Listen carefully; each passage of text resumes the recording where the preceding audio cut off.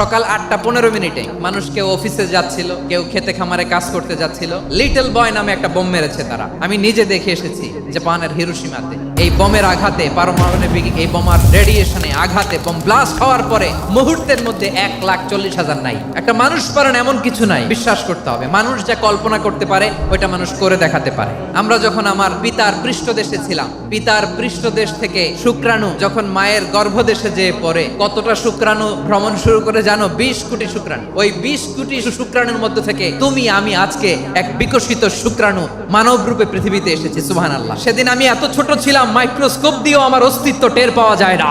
তারপরেও ওই প্রতিযোগিতায়, ওই কম্পিটিশনে যখন আমারে কেউ হারাতে পারে নাই, আল্লাহর জমিনেও আমারে কেউ হারাতে পারে না।